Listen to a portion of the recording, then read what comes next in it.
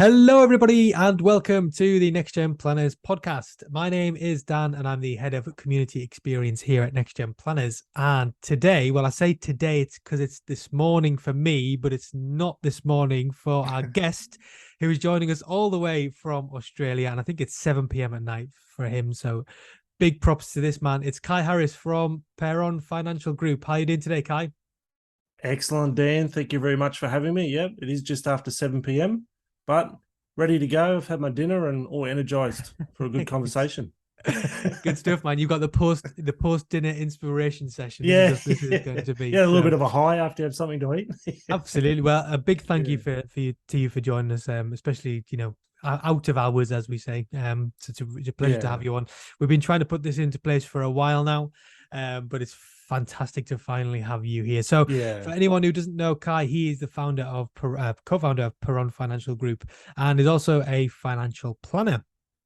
So we do this with everyone, Kye, but just to kick things off, can you just tell us a little bit about what a day in the life looks like for you? What do you get up to on a daily basis? Well, if we're stepping for 1 second outside of work, the day usually starts off with a little bit of me time, whether it be a walk and some meditation or both is often the case. We get down to the beach and have a good wander around, get the fresh air into me, come back and do what we've got to do to get into the office. And from there, it's really just about, like even today, for example, is a good guide to use. That the spend a lot of time talking to clients today and just guiding them on their financial decisions. One gentleman is late 60s, very big into property their whole life, a lot of commercial type properties. And he's gotten to a point now he doesn't want to be a landlord and have the hassles of being a landlord and a property owner. So we're talking him through where that money can go once he sells the properties, because it's a big trust thing for him. He's invested in property his whole life, so shares and managed funds and ETFs are the way to go from here. But there's a lot of conversations got to be had around how we can build the trust in that investment for him to be able to still sleep at night. The other gentleman today was a business owner, and we're trying to work out the insurances from the shareholders and the directors of the business. And we call that here buy, sell, and key person type insurance. So just a lot of conversations on a daily basis and guiding people as to what decisions they should make with their money to put them in a better position. That's lovely to hear. I mean, it's great. It's quite rare on this podcast actually to speak to someone who has actually been speak or tells us about the conversations that they've been having throughout the day with their clients. Um, Yeah. Oh, and that's good. it's been a few years since I've been in a client meeting, so it's lovely to hear like Oh, those kind of new things coming, like to hear those same things coming back up again, and to actually hear what you guys are doing. So sounds really, really good. yeah. It is. It's good. And one of the things that you really kind of try and put out there that you do focus on with your clients is the emotional side of money. Now, the emotional side of money sounds a bit like kind of this reused phrase that we say all the time. But if we just take it back to first principles, money is hugely emotional. I mean, it Mm, does. We've been in client meetings where we've told them that they can retire now and they never have to worry about money ever again.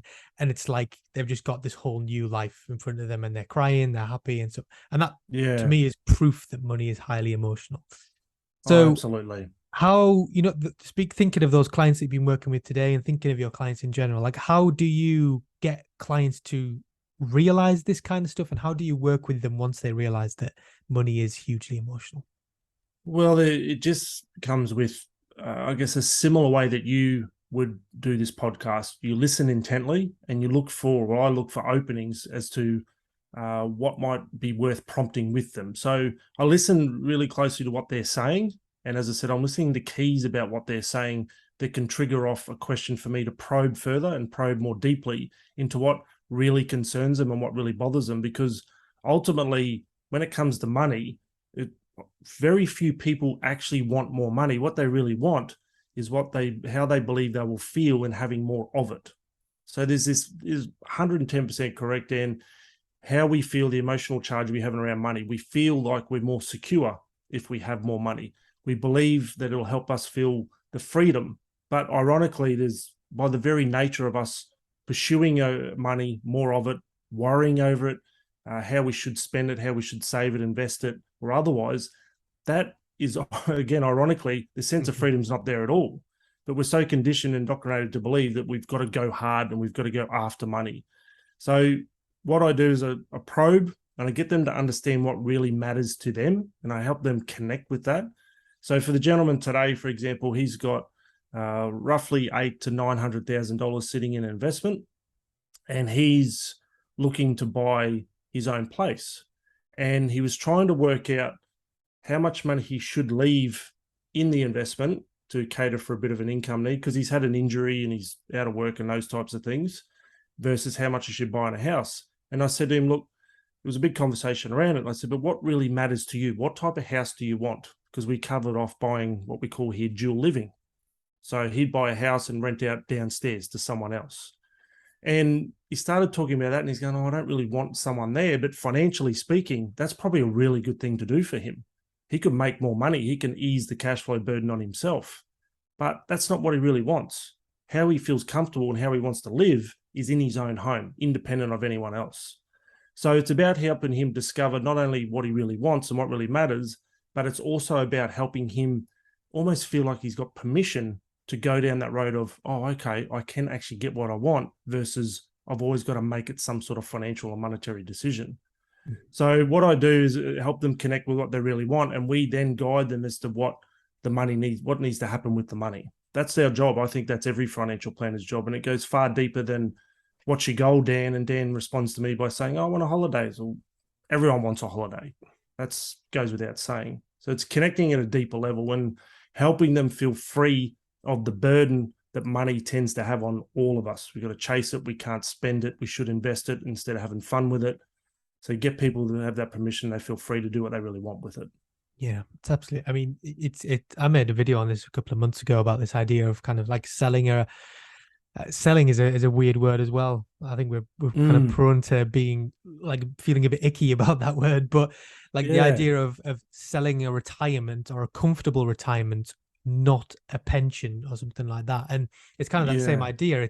It's selling the freedom of being able to choose what you want to be able to do with your life, and knowing that you're going to be okay, not that you want more money in your pensions or whatever it is. Or I know you guys call them super annuities or something across there, don't you? So like, it connecting with people on a deeper level is what you said there, and that is exactly this whole thing. And I think that's that is the indicator of us as a proper profession nowadays, I think. We think absolutely. back to the advice and like the advice industry, can we say, where it was product pushing and intermediaries and all that kind of stuff maybe 20-30 years ago. This is next level stuff now. This is the stuff that is really going to take us forward, and that's when people I are hear, really craving it too. Sorry, Dan. I mean, I completely agree. I was just about to say, actually, this is what people want, and this is exactly what we should be offering them. It's just it is meeting consumer need with something that we can give them. So absolutely. And like you said, the emotional charge around money in particular, they're coming to us for a reason, much like they go to a neurologist as they're having headaches or they're having migraines and they need to have a scan. They want that reassurance and that peace of mind from an expert in the field that you're okay. The money is in the right spot. And what I see too is people don't reflect anywhere near enough on what they've actually accomplished to date. I've had clients that have done so well throughout their working life. They get to retirement, they are of the belief, and beliefs play a big role in all this, they're of the belief they might have 7 or 10 years left to work. They feel they can't afford to retire. I sit down, not even crunching numbers in the way we do, but just simple maths, and I say to them, you can retire in 6 months. And they don't believe me at first. They say, you sure you got this right? I went, well, hope so. Been looking at this sort of stuff for 20 odd years. Pretty sure I got it okay. But so it's the realization that like what you've actually done. So we work on that too. Look what you've actually accomplished. You've got a property, or you've got an investment property. You've got a pension account that's got a good amount on it. And it's celebrating those steps they've made. And that then reinforces to them, okay, we are going to be okay because we've done all this in the last 25 years and we can do it and we can create it. So a lot of people sort of have this mindset that they're a prisoner or victim to the circumstances of the share market or what the economy is doing, but they've been creating something their whole lives. They've just never stopped to celebrate it and reflect on it. So that's a big part too. Yeah, absolutely. And I mean, that kind of verges into the world of things like gratitude and stuff like that, which we know can be Does. hugely helpful with emotions, and that comes into meditation as well, which you were talking about before, about Yeah. obviously coming in today as well. So That could good be stuff. another podcast, mate. There's a lot of stuff there to go. Yeah. You always just open the door a little bit, but we'll leave Yeah, that. I think I'd love to talk about it, but yeah, I think we could be here all day if we started talking about We that could kind of stuff too. be. So let's talk about Perron. Am I saying that right, by the way? How do most people say? Is it Perron or Perron or Well, I was just I was letting you go with it because of your accent, but it yeah, is Perron in Australia, so Perron? it doesn't matter either way. That's all right. I always pronounce things terribly anyway, so it's probably just a sign of me being a Northern Englishman. So that's probably what it is. So you launched Perron in, I got it right that time, in 2015. Yeah, So about what's that? Roughly 7 years now. So yeah, we've had some really, really great entrepreneurs on the podcast who've launched their own financial planning businesses, and the amount of stuff that we've had on this show has been amazing. Of people giving really good bits of advice. There are a lot yeah, of people in the audience who will be thinking about launching their own financial planning business. Maybe not now, maybe not tomorrow, but sometime in the future. yeah, So I would imagine that you've got plenty of things that you've learned in that 7 years, and kind of what tips yeah, and advice would you give those people? Again, I mean, it's a little bit different because you guys are in Australia, obviously, so there's going to be like individual regulatory differences and stuff like yeah. that. But on the whole of it, running a financial planning firm in any country is roughly the same. So, what bits of tips It and is. advice? And I think what we've touched on so far is what's at the core of being a good financial planner and having a good business, or even like a great business, is that human element. You really got to be tuned into that. So for me, there's probably three things, and first and foremost, it's a concept I didn't really get, especially in the beginning, because when you're starting out in a business, it's kind of come one, come all when it comes to clients. Everyone comes through the door. I'll sift a few of those out, but I'll keep majority of them. But importantly, what I think is good or a great idea for people to do, and something I can look back on and go, yeah, I can see how I would have benefited from it, is understand what you both love and are really good at, and niche early. Be disciplined in who you want to help, and set the plan to work with others who also know better than you in certain areas. So niche it, get clear on who you want to help. And that often takes a little bit of self-exploration to go, who do I actually want to deal with? What part of financial planning do I love? And therefore build your service proposition to suit those sort of clients. Second thing is, which I alluded to, is work with others who know a bit better than you. So humility as a leader, and you're going to be a leader of your own business and you've got to lead clients. Humility is a big thing. You've got to be teachable. You've got to take information in. So if I look back on my career, I was very teachable. I was always downloading information and soaking up what people had to offer. And that goes without saying too with clients. I was soaking up what they were saying, and I was tuning in, and the feedback and the dialogue that got built up over the years, I was getting better and better at my craft to understand what really matters to them, and read between the lines of what they're actually saying. Because we can't always articulate our emotions and what really matters to us. It's work that we really don't do. So humility is a big thing. Be teachable from your clients, and be teachable from those around you who can lead and guide and show you a better way than you might know for yourself. Thirdly, be very clear on what you do and don't do, and why. So they're the three things. Understand what you really love, you're really good at, niche early, humility everywhere. Soak it up, learn and apply, and be very clear on what you want to do. Yeah, absolutely agree with every single one of them. Probably especially the second one. I think we see a lot of leaders who call themselves leaders, but they miss that vital component, which is that they feel like they're right all of the time. Yeah. And the best thing to do, of course, if you want to be a proper leader, like you said, is surround yourself with people who are maybe not smarter than you, but certainly can teach you things. Otherwise, what's the Yeah. point, right? I mean, there's no point in anything. And then I No, think and it only helps us grow when we learn from others too. it does, yeah. And I think that's this other idea that being a leader is about you being above everyone else and not growing any further. Well, that's not true either. When you're a leader, you need to grow faster than everyone else because you need to take the organization wherever it needs to go.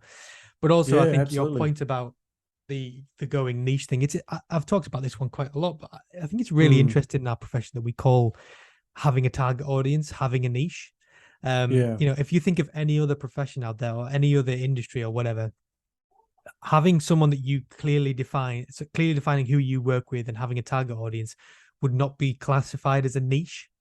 But for some reason in our profession, we're really scared to like just focus in on one kind of client group or one element of the population.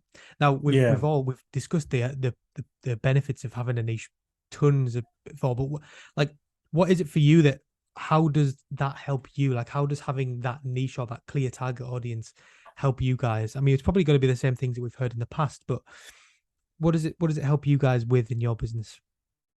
Well, for me, it's actually good for my headspace to not try and be everything to everyone. Now, I can go across all gamuts of advice. I can. And there are parts that I'm grayer on than others. But with the experience I have, it doesn't take me long to finally answer if I don't quite know it. I'm not 100% sure. So I can do that.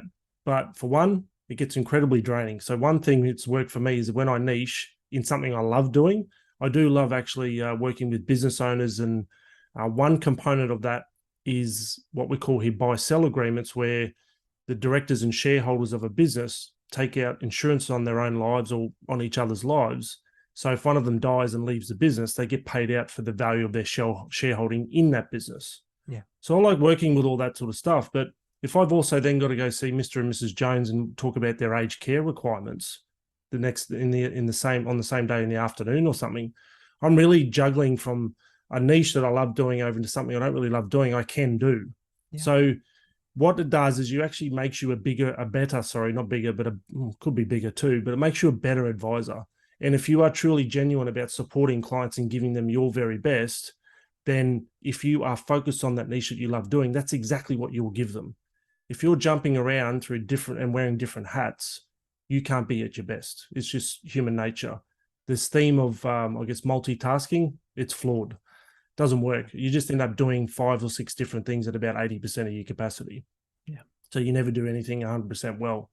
So that's what niching did for me as we started. And it's hard when you're first starting out. I get it, because you sometimes do have to be the bookkeeper, the accounts clerk, the invoicer, and it depends how the business is kicking off. But where you can set yourself up with a cash buffer and where you can employ help, whether it's outsource it and you're only casually paying people, get them to do that for you, because you won't burn out and you'll do a much better job from the outset, and your business will actually grow faster. Yeah, good tips. Really, really good. Yeah, I think it was on a podcast that we did recently with a guy from the States, and he said that being a mile deep is better than being a mile wide, and I think that is so true. It is, especially quality over quantity. Yeah, absolutely. Yeah, So I like that saying, actually, a mile deep versus a mile wide. Yeah, I'll credit. I mean, I've credited this guy loads because he's one of our best guests that we've ever had. But it's Thomas Koppelman from the States. He's a brilliant man, and if he's listening to this, then I've given him so many shout outs now that he's probably getting sick of me. Thank you, Thomas. Yeah, I know. So you also work with your wife, Kelly, Yes. at Perron as well. She's also a director. I guess maybe just a quick touch on this one. We've talked a little bit about this on the podcast, but it's really interesting to speak to people who work with someone who is kind of like also a massive part of their personal life as well. So a lot of people will go to work and they'll have friends and stuff at work, but usually they're kind of, they see them for 8 hours a day and then they go back to their personal lives. Whereas you working with Kelly all the time, I mean, I'm assuming that you've got your boundaries and stuff there, but it's interesting how those worlds collide. Like you've got your personal life and your work life together. So, I mean, in your own words, I hope you say it's good, because otherwise when Kelly listens to this, it's going to be absolutely... Open a can of worms here, Dan. Yeah, I know. I don't want to start anything off in your marriage. So please say something nice. But what is it like working with Kelly? Well, genuinely and truthfully, it has been great. It sincerely has. It's we're very complementary as a couple, and there's a lot of synchronicity between what we do. We're almost like a zipper.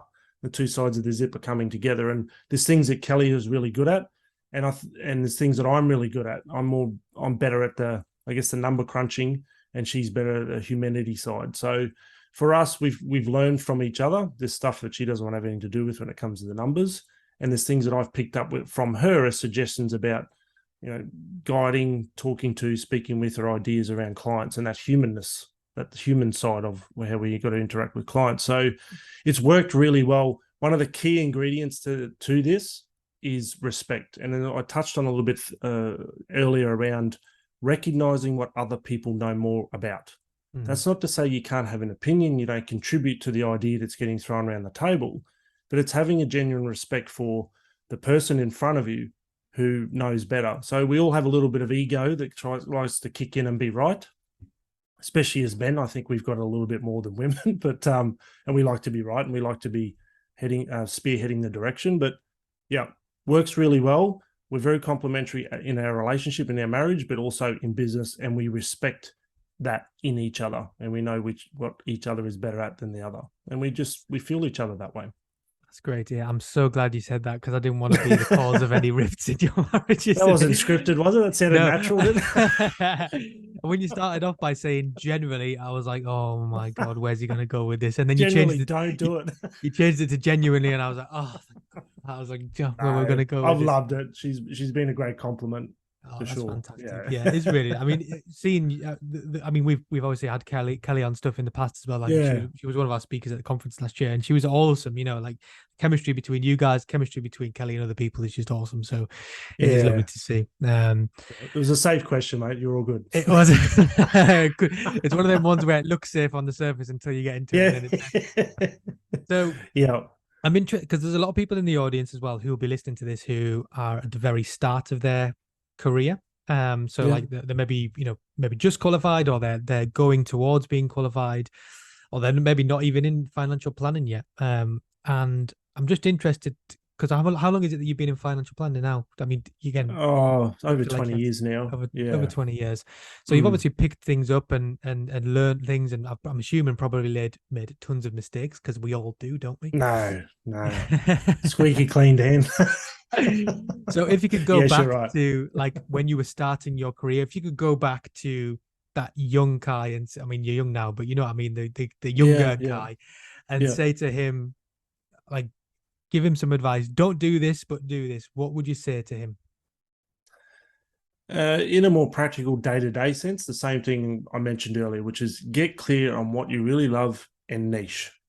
Now, part of that, I had a big thirst to find out everything. A thirst for knowledge. Just want to download everything and get to know everything, because I knew the more I knew, the more valuable I can be to a client, the more I can guide them. But in reflection, niche, get to know what you really love doing and just go hard at that. On a deeper personal level, learn from others, because success leaves clues. So back yourself and your own ability. That's something I didn't really do. I ended up being, while you learn from people, I ended up being maybe sometimes too much of a learner and not step out of that comfort zone into my own limelight and do my own thing. So back yourself and your own abilities. That's a big thing. Have fun with it too. You gotta have fun with it. Yeah, what a fab way to finish that answer. Have fun with it. I think that's definitely like, we sometimes, certainly when you're coming into a profession that looks really serious, like financial planning does, we can often kind of lose the fun elements of it and take ourselves a bit too seriously. And I think as time goes on a little bit, you start to realize that that's actually not the best way to go about it. You know, we need to take ourselves less seriously, I think, as well. Oh, absolutely. And the irony is, as much as we try to be serious to get it right, because this is a job where you've got to get it right. You can't give people the wrong advice. So you've got to number crunch, and you've got to do the due diligence, and you've got to get it right. But ironically, the more fun you actually have with it, the lighter you are, the easier the advice and that creative flow will actually come about. That's the weird part. When we start getting tense and tightening ourselves up about getting it right, that's when we ironically can get it wrong. So yeah, definitely have a bit of fun with it. Don't take it too seriously. I love what you said as well. Yeah, I love what you said.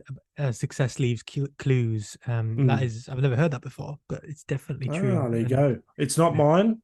It's somewhere else. I don't know who it was. So you should have just claimed it. No one would have ever said anything. You should have just said, "Oh yeah, I actually came up with that in 2015. I've been saying it every week since." Yeah, you should have said it.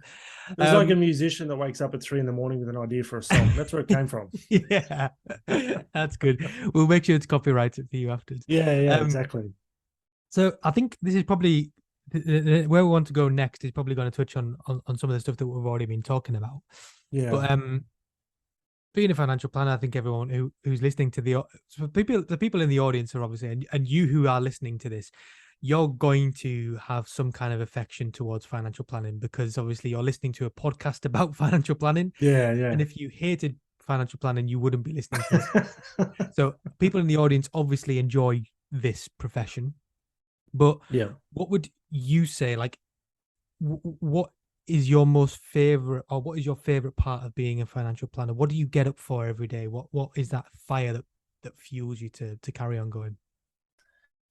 It's the aha moments that come about through the conversations I have with clients. Those moments where they get it, and that it's like that sense of relief or peace comes over them, and they feel okay, and that they feel that they're going to be okay. So they realize those emotions, feelings, or thoughts about what they really want, and that clarity that comes with that, what really matters, and that again, that sense of peace that comes over and is like, okay, we can actually do this. We can actually have this. So it's like a transformation from struggle, challenge, and being all clouded and not sure what to do to that aha moment, like, oh, this is good. Now we know, we're clear, and we feel comfortable. We feel confident that someone's guiding us. That's my favorite part. I love it. So I've asked this question to a lot of our guests, and I've asked it in polls in our community and on social media and all sorts. What is your favorite part of being a financial planner? And as of yet, I'm still to hear anyone say something other than helping clients achieve greatness or helping them have them aha moments, like you just said there, or Yeah. helping clients with those big transitions in their lives. Like our profession in the UK, and I think maybe in Australia as well, certainly financial advice, when you say, what do you think of a financial advisor to someone in the street, that reputation thing is still there of we haven't got the best reputation. But Yeah. imagine if we could kind of shine a light on the fact that when financial planners say what do they enjoy the most, it's working with clients and helping them live their lives and be better and achieve their dreams Mm, and aspirations. I think our reputation would fly up. it would. um Yeah, absolutely. and I just think, what could we do if we just went out there with more of these success stories, and what kind of impact could we have on the population if we just went out there and told everyone how amazing financial planning actually is? Yeah. And it's difficult too because the way I guess where we position ourselves in some regard and the way potentially other people see us is that we need to be that knowledgeable person. We need to be that guide. And we're guiding people with money. So that then becomes around, I guess, a theme or a narrative that we need to understand the numbers, and we've assessed the numbers, and we know if you put 1 and 2 together, you're going to get 3. And that's what's going to work for you, Mr. Smith. And this is how you're going to basically figure your money out. But what needs to happen and what is happening more and more, and what we've already touched on, is that, like I said, there's no, people aren't after more money. You would find if there was a way to live life free, easy, peaceful, and content without money, everyone would be doing it. Money in its own right, it's got such an emotional charge about it. It's kind of how we opened this episode. So where advisors tune into that aspect, money can then just be treated as the tool it exactly is. It's no different to your fry pan or your shovel. It's Mm. just something you use to get a result of what you're trying to do, Yeah. rather than the emotional attachment and kind of ruling or driving the decisions you make in life. So that is the biggest thing we need to do. We just keep doing what we're doing. We keep connecting genuinely and authentically with people and helping them realize the same within them. And gradually over time, the stigma around financial advice will change for sure. Yeah, absolutely. There's some kind of beautiful marketing imagery around the idea of analogizing financial planning with a frying pan or with a shovel. Getting I'm hit with just one. yeah, yeah, I was thinking something else, but yeah, I think yeah, I'm not quite creative enough this morning to think of that beautiful marketing imagery, but there's definitely something in that. So if someone in the audience wants to think of a beautiful marketing analogy for how financial planning is like a frying pan, that would be amazing. Yeah, Uh, so it could work. if the people in the audience haven't already realized, you are Australian.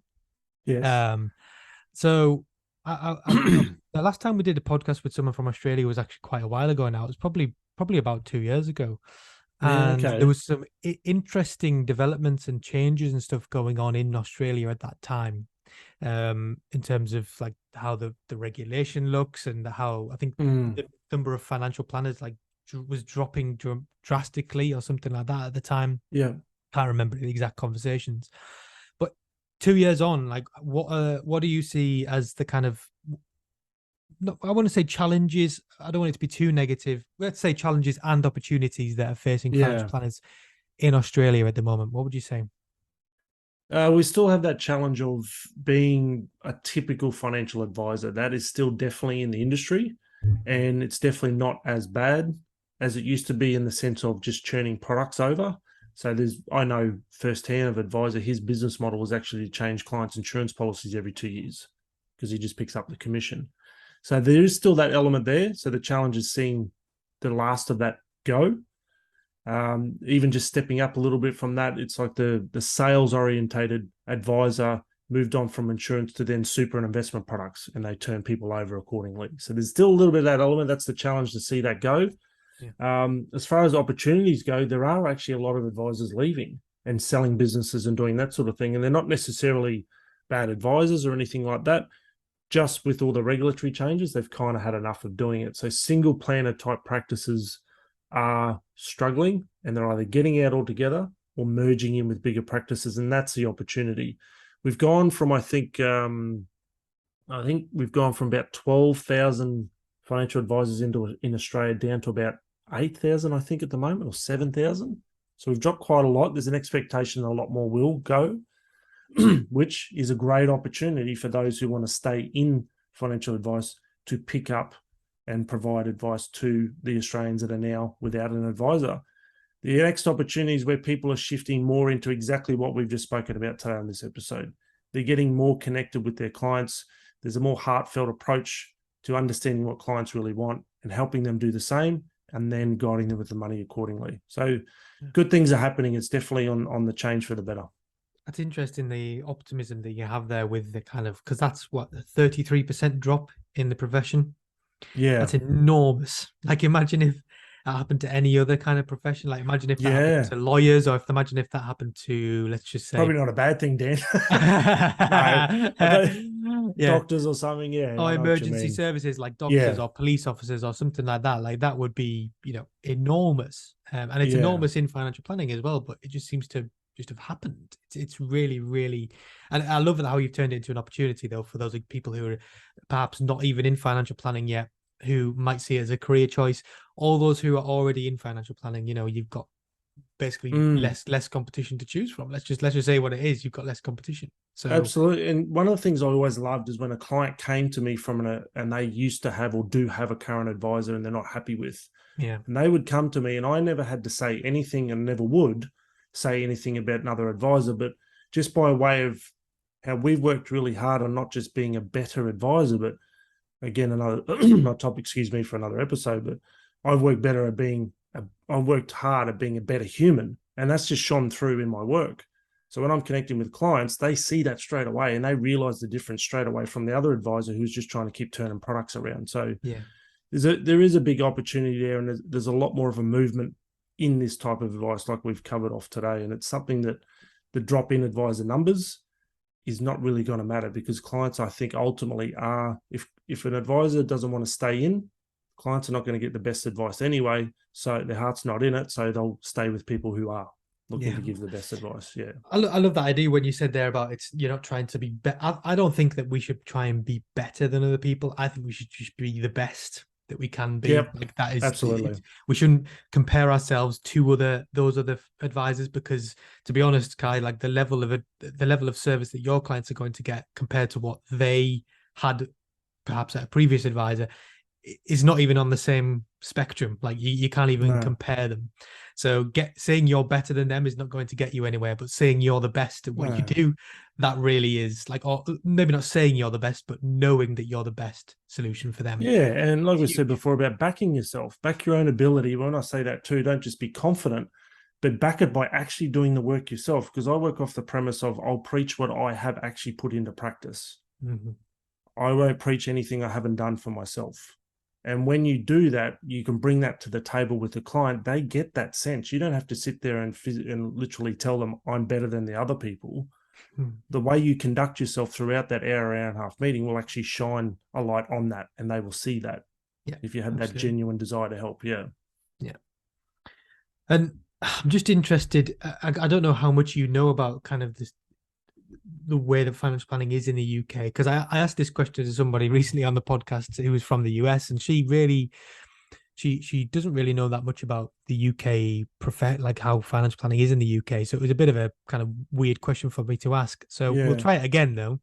I'm I really know of interested. some things, Dan. That's good. So we've just heard there about the challenges and opportunities and things. So what do you think that UK, like people in the UK who are in financial planning, can learn from Australian advisors and vice versa as well? Like what do we think we can learn from each other?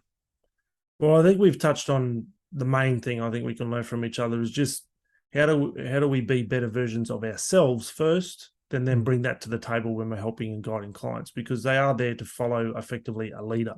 So the way we become better leaders is sharing stories from each other about what we experienced, what we did that didn't work so well, and so on. The other part I've worked with a few advisors over the years who were from the UK, and the similarities are actually quite uncanny between Australia and the UK. It's quite it's easy enough to understand the UK pension system, the same as our superannuation system. There aren't two big differences. So for me, what we can learn from each other, I think more recently, is the changes that, well, it's a few years ago now, but the changes that the UK went through with insurance commissions. And from what I understand, by all accounts, we mirrored exactly what the UK went through a few years ago now. We started culling insurance commissions, and the regulatory framework around that started getting stricter, harder to actually earn an income for the services provided around insurance. And it looks like it's settled, and we may, and it depends whether you believe rumors or not, come full circle. So from what I understand with insurance in the UK, it was almost got banned or taken down to zero at some stage, but it's come back up, and now there's commissions on insurances again. Yeah. Is that right? Yes, I mean some financial planners still get the commission from. In fact, the majority of financial planners get commission from insurance. A lot of people are being a bit more creative with the way that they charge for this kind of stuff, but things like pension commission and stuff like that's you're not allowed to do that anymore. So it's just insurance that exists now. So there's a lot of similarities there in our regulatory reform that we've both had. So it's just sharing how we've managed that change and how we've evolved to become better planners, and then provide better advice to clients. Yeah, absolutely. I think as well, it's interesting. I didn't realize the number of financial planners actually was so low in Australia. I think, would you say 7 or 8,000? I mean, that is I think pretty last low. glimpse I caught of the numbers, yeah. Yeah, I mean, I think we've got like over 30,000 here in the UK, and Geez. that's dropped a bit since Yeah. RDR, which was, when was that? Was it 2006? I can't remember. I was at school then anyway, so I didn't really care. Before your time, Dan. It was, yeah. This next question is really designed to start to close things down a little bit, and we ask everyone this question. It gives some really fantastic answers. So you've been in finance planning now for 20 years, so you've obviously seen, like we've been talking about, you've seen it develop, you've seen it grow. But when we think of the next 10 years or the next decade or maybe even longer, what are you really excited to see? Like what are you holding onto your hat to see from financial planning?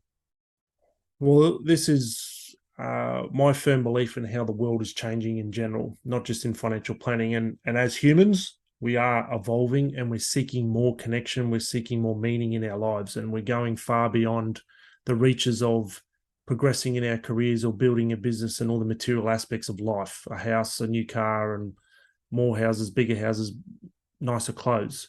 So for me, what I'm excited about is that evolution of humans, but in the financial planning space, where we can actually help lead that and educate people and help them realize that we understand that money isn't the center of your universe. We're here to guide you to what you really want and what's meaningful for you. And we just help you make decisions on your money to fuel that and get it to work.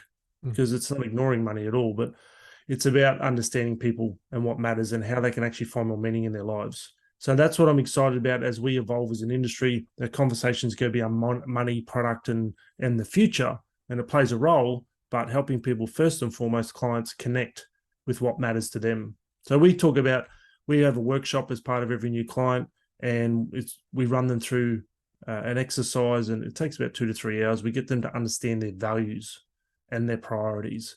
And so often through that exercise, I find that it's so common to have comments like, yeah, we've done really well. Financially, everything's great, but we were actually happier 20 years ago when we had nothing. Yeah. Mm-hmm. So it's about those aha moments again. And I walk away from that meeting knowing, yeah, I've really opened them up to what matters. So that's what I'm excited about as our industry evolves and we get more in tune with what humans want. Then that's just going to cause a ripple effect. They're going to go home and they might communicate things differently to their kids, or they tell their partners, or you know what I mean? So it's just one part of the bigger equation, how we're evolving as human beings, pretty much. That's what I'm excited about.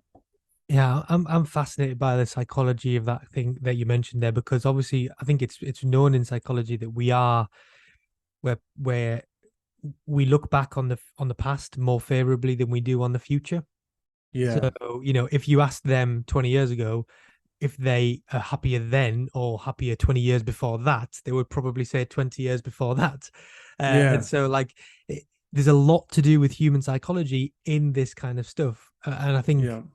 you're completely right. It's just the way that with the world's going. I think we live in a very confusing, distracted, busy, distracting world where it's harder and harder to find what you actually care about, because there's so much that you can care about. So having Yeah. someone really identify that with values and purposes like you've gone through there, that is really, really powerful stuff. So It is, yeah. because therein lies the problem. We're always looking outside of ourselves for a sense of reward, validation, and self-worth, but it's all within us. Mm-hmm. So we get people to turn the light back on themselves, put the mirror on themselves, and go, hey, what do you actually really want? Not what you think you should do, because you would experience this probably from talking to people. When you sit down with clients and you're starting to talk through what they want, they run off with going, I'd like to do this, but if we bought this house, if we sold that one, and they start trying to work the numbers out. It's like, hang on a second. Forget all that. What it is that you really actually want, not what you want to buy. What do you actually, where's your sense of purpose in your life? Where do you find meaning and fulfillment? And then how do we work the money out around that? It's So yeah, terrifying that's to think like how you would answer that question. I know we're gonna we're closing the podcast down now, so we're best not go into too much of another thing. But like, if someone asked me that question of like, what I found from this podcast is I haven't done enough work on identifying. Like, I could answer that question, but it would take me longer than I would probably like to imagine. And yeah. I think that's actually a really good lesson to learn from this podcast, is trying to maybe identify that for yourself as well. I think Yeah. that's hugely powerful, because if Oh, we absolutely. Yeah. practice what you preach, you ask clients all day, what do they really value and what is the purpose of their Mm. life? But do we ever ask ourselves that question? And some people, you probably do, and that's great, but there'll be others out there who don't. So maybe Yeah. that's a lesson from the podcast today as well. So Oh, absolutely. And just organically, you'll be a better advisor for it if you yeah. do the work yourself. Yeah, for sure. Absolutely. So we always like to ask our guests for a book or a piece of content that has helped them in their career so far as well. Had some interesting recommendations, over 100, and I think as we record this, we're on 167 episodes. So we've had plenty of value for Nice. money with this kind of stuff. So Yeah. what would you recommend our audience consume? Well, from a practical point of view, so we're obviously in the industry of money.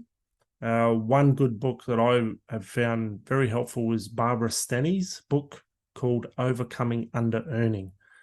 So that has it's not just about, it doesn't just have a book to read and read content. She actually has exercises in there as well. So it's not only a good book to read as a financial planner for your own understanding of how we have beliefs and limitations around money and what we can earn, but it's actually something you can take into conversations with clients. So from the money point of view, practically speaking, that's a really good book.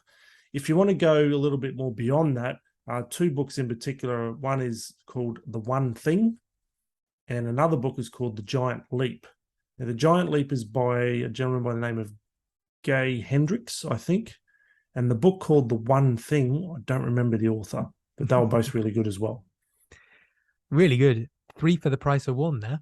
That's awesome. And I like the way There's you a split lot the there. bit to the finance and the personal stuff as well. That's awesome. So I'm assuming Cool. that they'll be available to buy from good bookstores or a certain internet website or other subscription services as well. So Yeah, go and I've check got them out. them all online too. So there's plenty of online book places. So yeah, I'm confident that anyone in the UK can get hold of those for sure. Good stuff. Fantastic. Well, I mean, I've really enjoyed that. I mean, we've been trying to get this podcast booked in for months and months and months. Part to And blame there. So thank you for your patience, Dan. no, Appreciate it. I think it's no, we don't have a blame culture here. It's just the way life happens. So, I mean, Yeah. it's certainly been worth the wait. It's been a fantastic conversation with you. We like Thank to give you. the last word to our guests to say a big thank you for joining us on the podcast. So, can you tell our audience how to find you, where to connect with you, and just leave us with any last words that you've got as well? All right. So the simplest way to find me is on LinkedIn, and it's just simply my profile, Kye Harris. If you need a bit of a visual, I'm not sure if there's other Kye Harrises on there, but I'm standing there with somewhat of a white shirt and a light blue suit with a big smile on my face. So that's me. Reach out. I love connecting with people in all parts of the world. I'm fortunate to do so like today. So drop a message and let's talk. Dan, last words. Thank you so much for having me on. I love these conversations and I appreciate the opportunity to be on your podcast, mate. Very much. I've had a good time. It's been great. Good stuff. Well, that was Kye Harris from Perron Financial Group in Australia on the Next Gen Planners podcast. Thank you to all of our listeners for listening to us today. And to you, you individual people who listen to us every week, thank you so much for your support. Obviously, if you want to share this podcast, you can find it on Spotify, Apple Podcasts, Google Podcasts, and on our website, which is nextgenplanners.co.uk, where you'll find more information about all of our different things that we do here at NextGen, including our amazing community full of financial service heroes, the conference, which is coming up in 2023, and a few other things to help you be a better or the best financial planner as we're trying to get the mindset in after today's podcast. And of course, if you want to leave us, we are also on social media, so you can find us on LinkedIn, Facebook, Twitter, etc. We are now on TikTok as well, which is cool. I'm trying to figure out how we can Jeez. master that. Going all right, to be fair. That's good going. Really evolving And that, Dan. if you could, yeah, no, if you could leave us a review, it really does help us just to let us know what we're doing well and to grow the podcast as well. And you can leave us a review underneath this wherever you are listening to it. But for now, that is all from us. So thank you to everybody for listening. Thank you to Kye for joining us on today's podcast. And we will see you all very, very soon. Bye bye.